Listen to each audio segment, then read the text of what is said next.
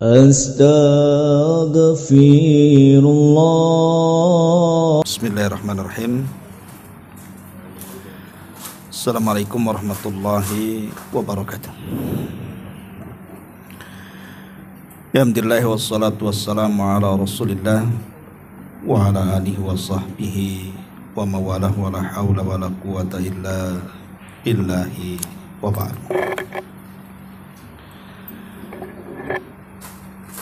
Kita lanjutkan kembali kajian kita, masih membahas kitab Minhaj al-Firqatin Najiyah wa Ta'ifatil Mansurah, dan kita masuk pada bagian ke-29, masih membahas waspada terhadap taghut. Dan kemarin kita sudah menjelaskan tentang beberapa bentuk taghut. Itu ada beberapa macam, tetapi sumber daripada taghut ini ada 5. Salah satunya di sini asyaitan, dan ini sudah kita bahas. Kemudian yang kedua, pemimpin atau penguasa zalim yang merubah hukum-hukum Allah Subhanahu wa ta'ala, seperti para pembuat undang-undang yang tidak sejalan dengan undang-undang Islam. Dalilnya adalah firman Allah Subhanahu wa ta'ala ketika mengingkari orang-orang musyrik yang membuat peraturan dan undang-undang yang tidak diridhai Allah. Allah Subhanahu wa ta'ala berfirman, am lahum syuraka'u syara'u lahum minad dini ma lam ya'dzan bihillah. Apakah mereka mempunyai sekutu-sekutu selain Allah yang mensyariatkan untuk mereka agama yang tidak pernah diizinkan Allah Subhanahu wa ta'ala. Kemudian yang ketiga, karena juga ada korelasinya, hakim yang tidak memutus perkara menurut apa yang diturunkan Allah Subhanahu wa ta'ala,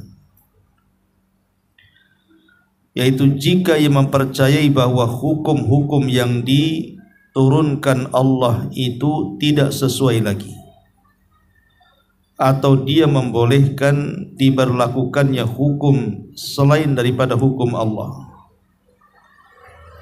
maka Allah Subhanahu wa ta'ala berfirman, wa man lam yahkum bima anzalallahu faulaika humul kafirun. Dan barang siapa yang tidak memutuskan perkara menurut apa yang diturunkan Allah, maka mereka adalah orang-orang kafir. Baik. Ma'asyiral muslimin wal muslimat rahimani wa rahimakumullah. Di sini pengarang menjelaskan dua perkara di antara ru'usut tawaghit, sumber-sumber taghut atau sesuatu yang disembah selain daripada Allah Subhanahu wa ta'ala. Kata beliau, nomor urut kedua adalah penguasa zalim. Ma'asyiral muslimat yang dimuliakan Allah Subhanahu wa ta'ala,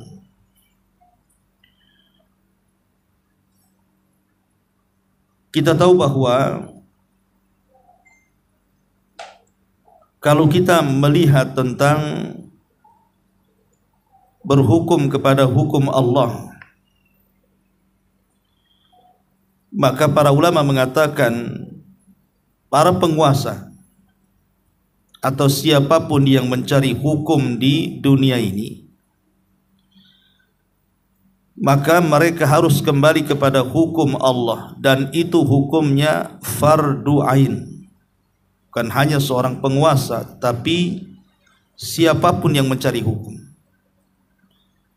maka berhukum dengan hukum Allah itu fardu ainin bagi setiap muslim. Kenapa demikian? Karena ada 4 hal yang harus dipahami. Pertama, kewajiban memutuskan hukum dengan syariat Allah Subhanahu wa taala adalah perintah Allah. Dan itu berdasarkan surah Al-Maidah 49.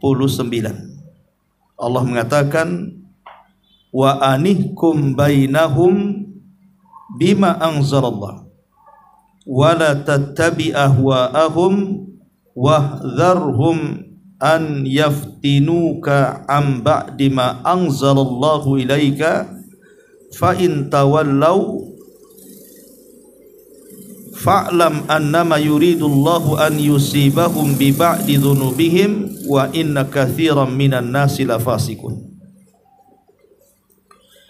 Allah Subhanahu wa taala mengatakan, dan hendaklah kalian memutuskan perkara di antara kalian menurut apa yang telah diturunkan Allah kepada kalian. Dan janganlah kalian mengikuti hawa nafsu mereka, dan berhati-hatilah kamu terhadap mereka, supaya mereka tidak memalingkan kamu dari sebagian apa yang telah diturunkan Allah kepada kalian. Maka jika mereka berpaling dari hukum yang telah diturunkan Allah, maka ketahuilah bahwa sesungguhnya Allah menghendaki akan menimpakan musibah kepada mereka disebabkan sebagian dosa-dosa mereka, dan sungguh kebanyakan manusia adalah orang-orang fasik. Dari ayat ini ada perintah bahwa kewajiban memutuskan hukum harus sesuai dengan syariat Allah Subhanahu wa taala. Kemudian yang kedua, selain daripada kewajiban memutuskan hukum sesuai dengan syariat Allah adalah perintah dari Allah Subhanahu wa taala, maka yang kedua, kewajiban berhukum kepada syariat Allah juga harus disertai dengan redha dan menyerahkan diri sepenuhnya kepada syariat Allah. Jadi bukan hanya kita jalankan hukum itu sesuai dengan hukum Allah, tapi hatinya umpamanya tidak terima. Tidak boleh, hatinya harus redha dan menyerahkan sepenuhnya kepada syariat. Dan ini disebutkan dalam surah An-Nisa ayat 65. Fala wa rabbika la yu'minun hatta yuhaqqimuka fima syajara bainahum thumma la yajidu fi anfusihim harajan mimma qadaita wa yusallimu taslima. Maka demi Tuhanmu, demi Rabbmu, mereka pada hakikatnya belum beriman sehingga mereka menjadikan engkau wahai Muhammad sebagai hakim terhadap perkara yang mereka perselisihkan. Kemudian mereka tidak merasa dalam hati mereka ada keberatan terhadap putusan yang kamu berikan, dan mereka menerima putusan itu dengan sepenuhnya. Dari sini kita bisa ambil kesimpulan bahwa bukan hanya kita ini melaksanakan atas dasar perintah Allah, berhukum dengan hukum Allah, tapi lebih daripada itu ada kewajiban redha dan menyerahkan diri putusan itu sepenuhnya kepada hukum-hukum Allah Subhanahu wa taala. Kemudian yang ketiga, ancaman berat bagi orang-orang yang tidak berhukum dengan hukum yang Allah Subhanahu wa taala turunkan. Dan itu diulang dalam surah Al-Maidah dari ayat 44, 45 sampai 47. Allah mengatakan, wa man lam yahkum bima anzalallah faulaika humul kafirun. Al-Maidah 45-nya, wa man lam yahkum bima anzalallah faulaika humul zalimun. Al-Maidah ayat 47-nya, wa man lam yahkum bima anzalallah faulaika humul fasikun. Jadi siapa yang tidak berhukum dengan apa yang diturunkan Allah, maka mereka adalah orang-orang kafir. Dalam ayat selanjutnya mereka orang-orang zalim, dan ayat selanjutnya mereka adalah orang-orang fasik. Jadi ada 3 hukum. Orang berhukum dengan selain Allah itu bisa kafir, bisa zalim, bisa fasik. Tergantung kondisi. Bagaimana dia ketika berhukum dengan hukum selain Allah itu. Kalau sampai menentang, ya bisa kafir. Tapi kalau tidak menentang, ya tidak kafir. Dan yang terakhir,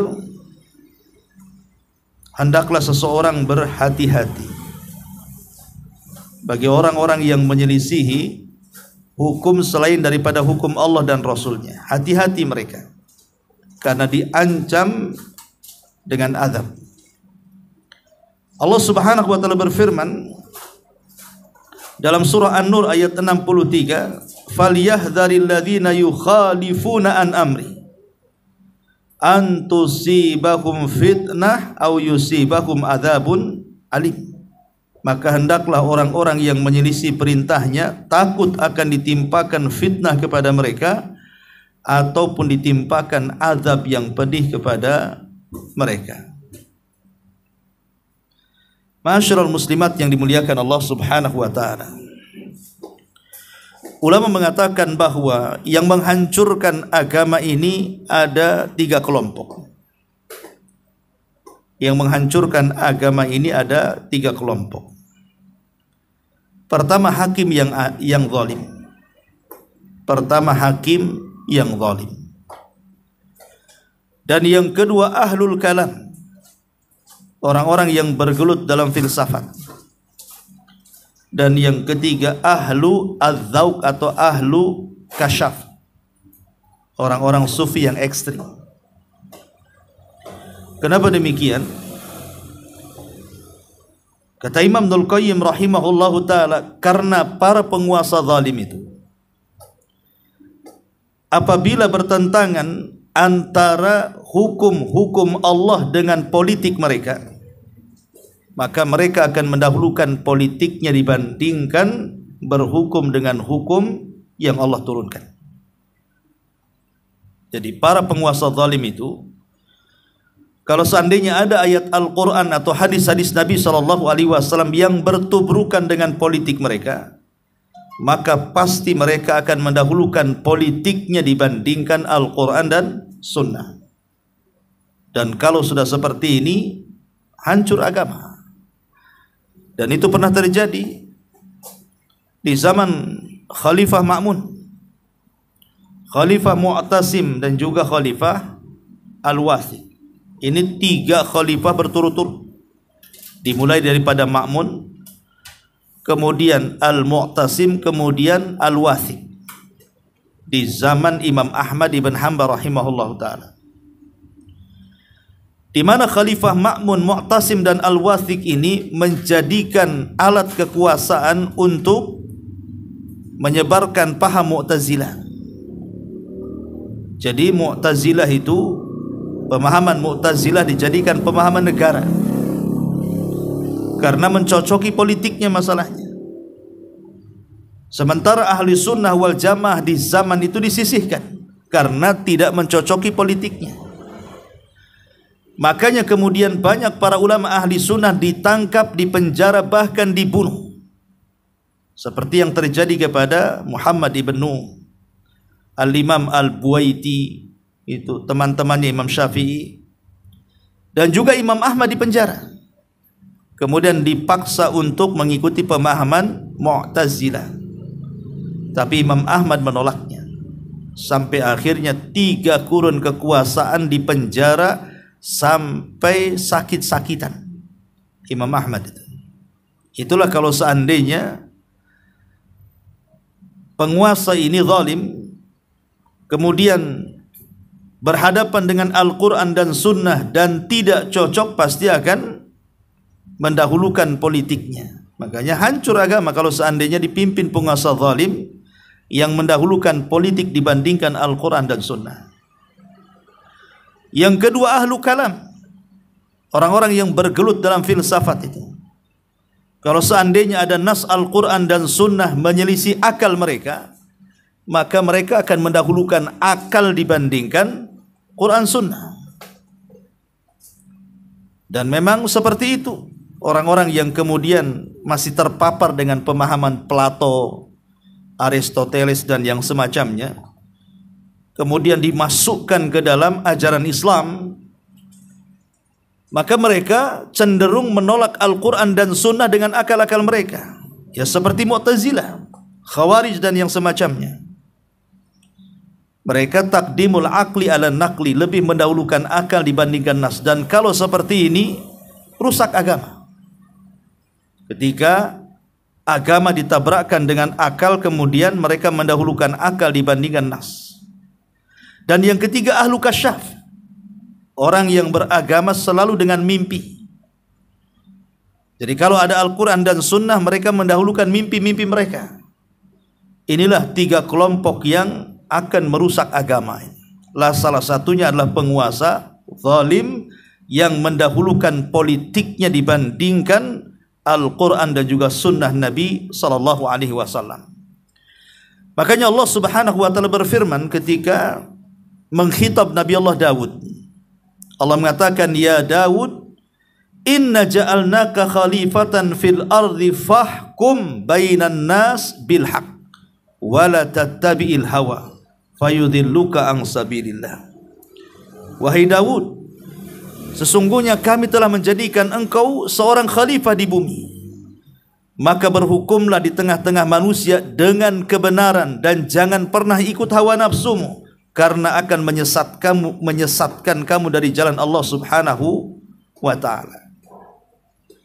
Ma'asyiral muslimat yang dimuliakan Allah Subhanahu wa Ta'ala, makanya kalau kita melihat dalam hadis-hadis tentang ancaman para penguasa zalim itu luar biasa. Karena para penguasa zalim, saya katakan tadi, banyak merusak agama dengan mendahulukan politik mereka dibandingkan mengikuti Al-Quran dan Sunnah. Contoh hadis Abu Umamah radhiyallahu an yang disahihkan oleh Syekh Nasiruddin Al-Albani rahimahullahu taala. Kata Nabi SAW, sinfani min ummati lan tanalahuma syafa'at yaumal qiyamah. Ada dua kelompok dari umatku, kata Rasul, yang nanti pada hari kiamat tidak akan mendapatkan syafaatku.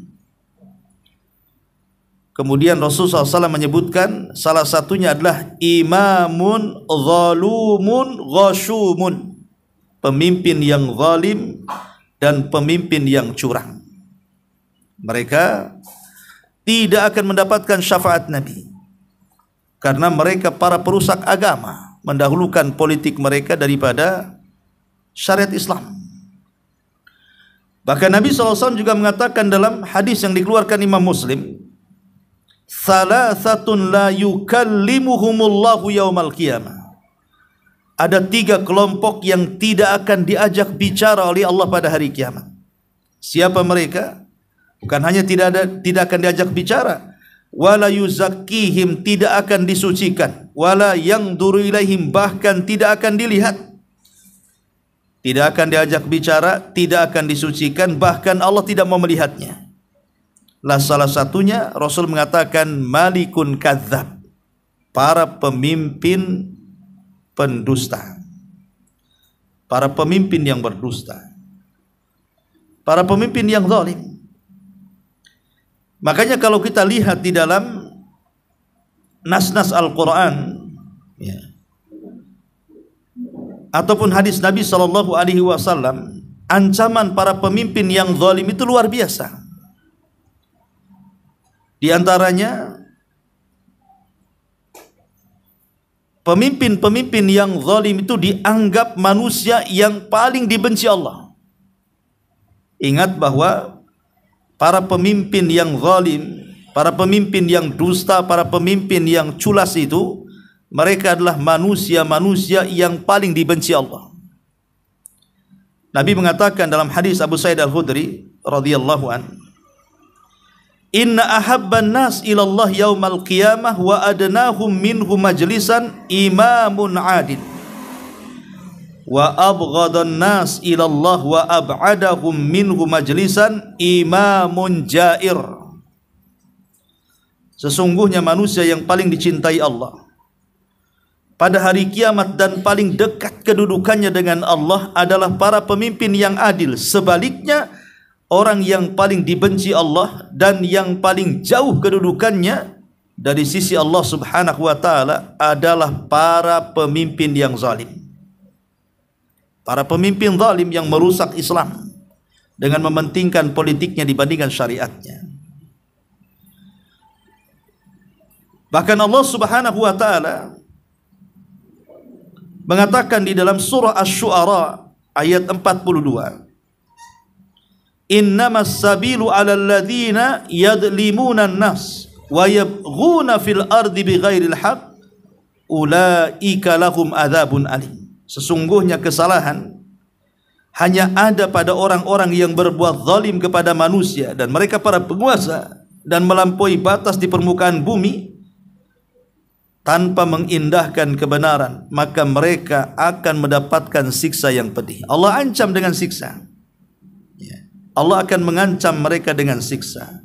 Bahkan Allah mengancam mereka dengan neraka dalam hadis, ayyuma ra'in ghasyara iyatahu fahuwa finnar. Sesiapa pemimpin yang menipu rakyatnya, maka tempatnya di neraka. Bahkan Allah haramkan sorga. Kata Rasul, man istar'ahu Allahu ra'iyatan thumma lam yuhitha binushin illa harramallahu alaihil jannah. Barang siapa yang diangkat Allah untuk memimpin sebuah rakyat, kemudian dia tidak mencurahkan kesetiaannya, maka Allah haramkan baginya sorga.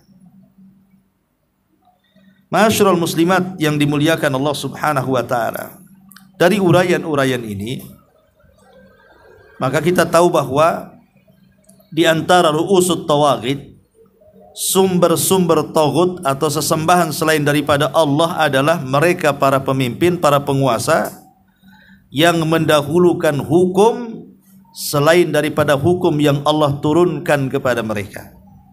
Mereka lebih memilih berhukum dengan hukum selain Allah.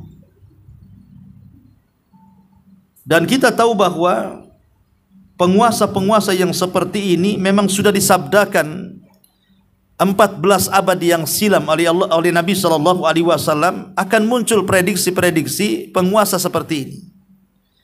Di antaranya hadis yang disahihkan oleh Imam Ibn Hibban dan dihasankan oleh Syekh Albani rahimahullahu taala, la ya'tiyanna 'alan nasi zamanun yakunu 'alaikum umara sufaha. Akan datang satu masa, kata Rasul, kepada umat manusia pemimpin-pemimpin yang jahil, yang bodoh. Yuqaddimuna syiraran nas. Mereka mengutamakan orang-orang jahat di sekelilingnya yang untuk menjadi pembantunya. Ya. Subhanallah. Apa yang disabdakan Nabi SAW menjadi sebuah kenyataan, kan? Banyak para pemimpin, maksudnya kita tidak bicara jahil soal dunia. Terkadang mereka ahlinya, pakarnya dalam dunia, dalam ekonomi, dalam politik atau apa, mereka ahlinya. Kita bicara soal agama di sini. Ya. Jadi mereka itu bodoh dari segi agama, tidak paham agama, sehingga karena tidak paham agama, mereka memilih orang-orang pembantu-pembantu, menteri-menteri dan di sekitarnya itu adalah seburuk-buruk manusia. Di antaranya adalah mereka, orang-orang pembantu itu, wa yudhiruna bi khiyarihim wa yuakhiruna as-salata. Namun mereka mencitrakan seolah-olah mereka orang baik, sementara mereka suka mengakhir-akhirkan sholat. Itulah pencitraan, kan itu ya.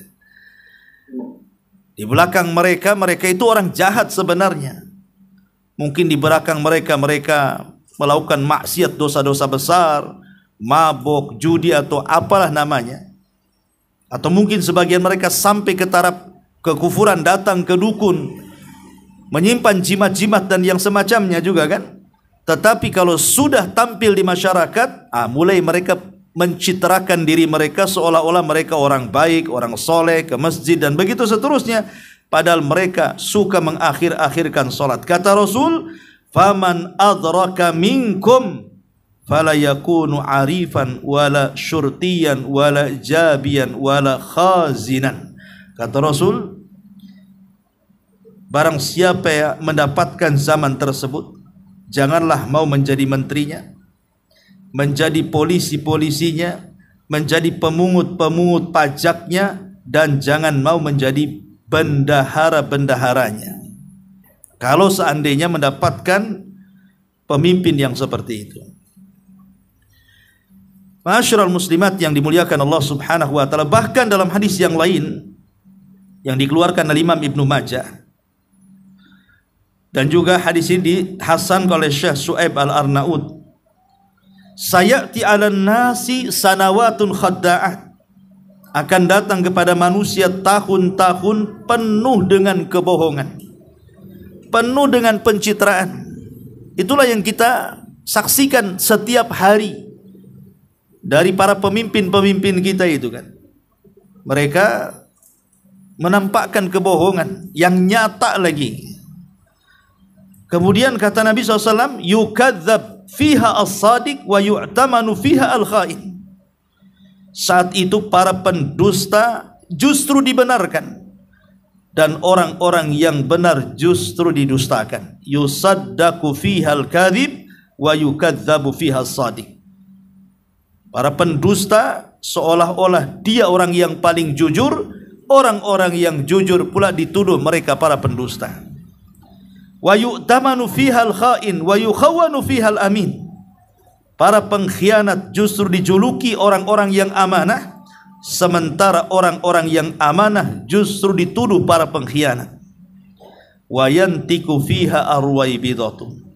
Kemudian akan bicara di tengah-tengah mereka para pemimpin ruwaibidah.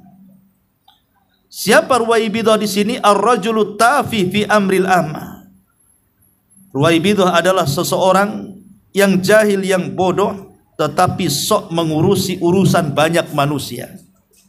Para pemimpin jahil, mereka tidak punya ilmu agama, tapi sok mengurusi manusia. Karena ikhwatu fiddin, menjadi pemimpin itu tidak cukup soal kepakaran ekonomi, kepakaran politik, kepakaran hubungan internasional atau yang lainnya. Tapi lebih daripada itu juga harus ada bekal-bekal agama. Kepakaran agama itu harus ada, karena itu yang mengkontrol masalahnya. Kalau tidak ada kepakaran agama, macam mana dia bisa mengkontrol akhlak dia kan itu? Karena orang yang takut melakukan kecurangan itu biasanya yang takut agama. Kalau tidak punya agama, mereka akan menabrak undang sana, undang-undang sini, bahkan bisa saja menjadi pemimpin-pemimpin taghut, lebih mendahulukan politik dia, siasat dia dibandingkan Al-Quran dan Sunnah Nabi SAW. Kalau seperti itu, bisa jadi kepala taghut jadinya, ketika mendahulukan hukum selain dari hukum Allah Subhanahu wa ta'ala. Tapi walaupun demikian, kalau seandainya Allah takdirkan, semoga tidak. Ya, kita berdoa kepada Allah semoga tidak terjadi. Kalau sudah terjadi, seandainya pemerintah kita ini, mereka memang bukan hanya pemerintah korup dan begitu seterusnya, itu sudah biasa. Mungkin sampai ke tahap kafir. Pemerintah kita ini sampai kafir, keluar daripada Islam, tentu dengan bukti-bukti yang nyata. Kita tidak bisa menuduh kecuali harus ada bukti-buktinya kan. Karena para ulama ketika bicara soal bolehkah kita memberontak kepada pemimpin-pemimpin yang jelas-jelas kafirnya, ada 5 poin yang harus diperhatikan. Pertama, penguasa terjatuh dalam kufur itu harus jelas. Jadi kekufurannya itu harus jelas, dan kekufurannya itu tidak ada khilaf, harus kekufuran yang disepakati. Karena ada kufur yang dikhilafkan. Kalau melakukan ini, ya ada ulama mengatakan bisa kufur, ada ulama mengatakan tidak kufur. Jadi kekufuran yang dilakukan pemimpin itu harus jelas dan disepakati berdasarkan nas-nas Al-Quran dan Sunnah Nabi. Yang kedua, menegakkan hujah. Ditegakkan hujah dulu kepada pemimpin yang kafir tersebut. Sampai kemudian dia paham, tapi dia menentang. Mendahulukan politiknya, mendahulukan siasahnya. Kemudian yang ketiga, memiliki kemampuan untuk melengsarkannya. Kecuali kalau kita punya kekuatan untuk menggulingkannya, silahkan. Tapi kalau tidak punya kekuatan, tidak boleh. Itu sama dengan bunuh diri namanya. Dan yang keempat, memiliki kemampuan untuk menempatkan selain daripada dia. Saya kalau melengsarkan dia, kira-kira siapa penggantinya? Jangan pandai melengsarkan, tak pandai pula ngasih gantinya. Kemudian pemberontakan ini tidak menyebabkan kerusakan yang lebih parah. Jadi 5 syarat bolehnya kita ini memberontak kepada pemerintah. Kalau dia kafir, dan kafirnya memang jelas dan disepakati. Yang kedua, telah tegak hujah kepada dia. Yang ketiga, memiliki kemampuan untuk melengsarkannya. Yang keempat, memiliki kemampuan untuk menempatkan orang terbaik sebagai penggantinya. Dan yang terakhir, tidak ada kerusakan yang lebih besar dibandingkan melengsarkannya. Kalau tidak ada 5 perkara, tidak boleh melakukan pemberontakan, kudeta dan yang semacamnya itu. Karena bahaya ya kalau sampai kemudian seseorang itu menjatuhkan pemerintah, maka itu sama dengan menjatuhkan 5 perkara yang merupakan tujuan seorang muslim itu beragama. Kenapa kita harus beragama? Karena ada 5 perkara yang dijaga oleh agama kita itu. Pertama, keyakinan. Dengan beragama, keyakinan kita ini supaya tidak rusak. Tidak menyembah batu, tidak menyembah pohon, tidak menyembah ini, hanya menyembah Allah saja. Maka kita harus beragama supaya selamat keyakinannya. Yang kedua, selamat jiwa. Karena dalam agama itu dilarang untuk membunuh, menumpahkan darah. Satu jiwa saja kita layangkan sama dengan membunuh semua jiwa manusia. Yang ketiga, menjaga harta supaya tidak terjadi perampokan. Kemudian yang keempat, menjaga keturunan supaya tidak ada kerusuhan, akhirnya terjadi pemerkosaan. Kemudian yang terakhir, menjaga kehormatan supaya tidak saling caci maki. Ini kalau seandainya seorang itu sampai memberontak, kemudian mengkudeta, sampai kemudian meruntuhkan penguasa, pasti 5-5-nya ini akan hilang. Pasti akan ditunggangi oleh ajaran-ajaran sesat di dalamnya, kerusuhan kan gitu. Kemudian sudah mulai terjadi, kalau sudah rusuh itu pasti terjadi perampokan. Kalau sudah rusuh itu pasti terjadi pembunuhan. Kalau rusuh pasti sudah terjadi pemerkosaan. Kalau rusuh sudah pasti saling mengejek, saling menghina, saling merendahkan di sana sini. Artinya 5 ini akan hilang nantinya. Jadi itu hanya nasihat ya, bahwa kita harus tetap taat kepada pemerintah. Bagaimanapun kondisi pemerintah kita. Ya, selama mereka masih muslim, maka kita tidak boleh berontak. Kecuali kalau mereka kafir, itu pun dengan 5 syarat tadi. Intinya, ma'asyiral muslimat yang dimuliakan Allah Subhanahu wa taala, bahwa di antara sumber-sumber tagut di sini adalah ketika muncul para penguasa. Para penguasa yang notabene adalah justru memperjuangkan hukum selain daripada hukum Allah Subhanahu wa taala. Tetapi kalau kita melihat para penguasa dan juga antek-anteknya, bawahan-bawahannya, menteri-menterinya, hakim-hakimnya dan begitu seterusnya, atau dengan kata lain para pembuat undang-undang, maka kita tahu bahwa para pembuat undang-undang ini ada 2 kondisi. Satu, memang mengikuti hukum Allah, maka mereka adalah hakim-hakim yang baik, dipastikan mereka akan di sorga. Tetapi ada para pembuat undang-undang itu menyelisih hukum selain daripada hukum Allah Subhanahu wa taala. Lah, orang yang membuat hukum atau undang-undang ini ada beberapa kondisi. Yang pertama, orang yang mengakui dirinya bersalah dalam membuat hukum yang di dalamnya bertentangan dengan hukum selain Allah. Jadi dia merasa bersalah, maksudnya begini, saya tahu Quran Sunnah itu lebih baik, lebih afdal, ya, tetapi dia lebih mengikuti kemauan orang. tapi dia yakin hukum Allah itu masih lebih baik. Maka kalau yang seperti ini dia fasik, tidak sampai kafir. Tapi kalau sampai kemudian orang ini pertama mengatakan bahwa hukum selain daripada hukum Allah itu lebih baik, satu, ya, hukum selain daripada hukum Allah itu lebih baik. Yang kedua, atau setara. Ya mungkin tidak dikatakan lebih baik, tetapi setara, sama, ya. Ataupun mungkin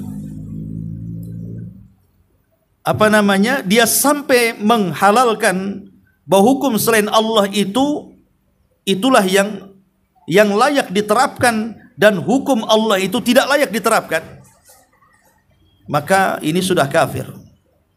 Syekh Utsaimin rahimahullahu taala, beliau mengatakan bahwa orang yang tidak berhukum dengan hukum Allah itu dihukumi kafir karena 3 keadaan. Pertama, apabila dia meyakini bolehnya berhukum dengan hukum selain Allah, karena hukum ataupun karena segala hukum yang bertentangan dengan hukum Allah adalah hukum jahiliyah. Jadi apabila dia meyakini bolehnya berhukum dengan selain hukum Allah, boleh, nggak ada masalah katanya. Berhukum dengan hukum selain Allah tidak ada masalah. Seperti umpamanya orang akhirnya menghalalkan khamar, menghalalkan zina dan begitu seterusnya, kita bolehkan, kufur, keluar dari Islam. Yang kedua, apabila dia meyakini bahwa hukum selain Allah itu sejajar dan setara dengan hukum Allah, kufur juga. Kemudian yang ketiga, apabila dia meyakini hukum selain Allah lebih baik daripada hukum Allah, maka ini juga kufur. Jadi 3 perkara ini hati-hati. Kalau sampai dilakukan oleh para penguasa atau orang-orang yang mencari hukum atau pembuat undang-undang dan hukum, maka Anda terancam dengan kekufuran dan berat hukumnya, ya. Ma'asyiral muslimin wal muslimat rahimani wa rahimakumullah. Maka intinya bahwa muallif rahimahullah atau Syekh Jamil Zainu di dalam kitab ini ketika bicara soal pembagian taghut, pertama adalah para pemimpin atau penguasa zalim yang merubah hukum dari hukum-hukum Allah Subhanahu wa taala, ataupun seorang hakim yang tidak memutus masalah menurut apa yang diturunkan oleh Allah Subhanahu wa taala. Dan kita tahu bahwa al-qudhatu salasatun, hakim itu ada 3 jenis. Wahidun fil jannah wasnani fin nari, 1 di sorga dan 2 di neraka. Jadi kalau kita kumpulkan hakim-hakim di dunia ini, berarti yang masuk neraka itu 2/3. Hanya 1/3 saja yang masuk sorga. Karena Rasul mengatakan 1 di sorga, 2 di neraka. Berarti 2/3 hakim itu masuk neraka. Hanya 1/3 saja yang mendapatkan rahmat Allah Azza wa Jalla. Kenapa demikian? Kata Nabi SAW, adapun hakim di sorga adalah mereka rajulun arafal haq faqadhabi, hakim yang tahu kebenaran dan dia putuskan dengan kebenaran, maka hakim ini masuk surga. Yang kedua, wa rajulun arafal haq fajara fahuwa finnar, hakim ini tahu kebenaran tidak berhukum dengan kebenaran, neraka hakim ini. Atau yang ketiga, wa rajulun qadalin nas ala jahlin fahuwa finnar, atau memang hakimnya jahil, akhirnya dia pun menghukum dengan kejahilannya, maka hakim ini di neraka. Maka hati-hati bagi para hakim atau pemegang hukum atau pembuat undang-undang, bukan hanya hakim, jaksa, polisi, ya semua kenalah di dalamnya, ya.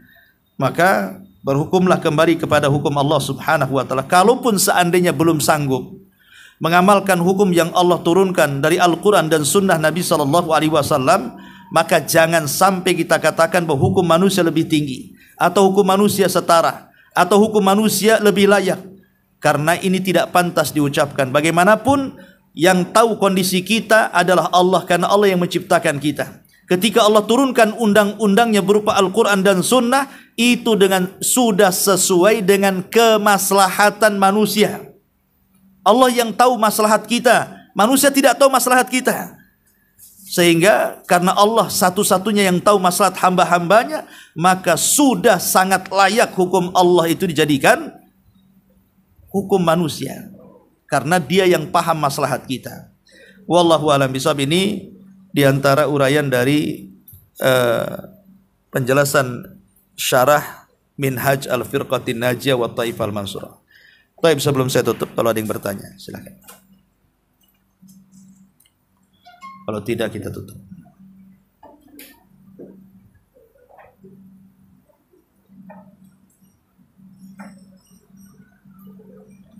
Baik, kita tutup. Subhanakallahumma bihamdika, asyhadu an la ilaha illa anta, astaghfiruka wa atubu ilaik. Allahu ta'ala alam. Assalamualaikum warahmatullahi wabarakatuh.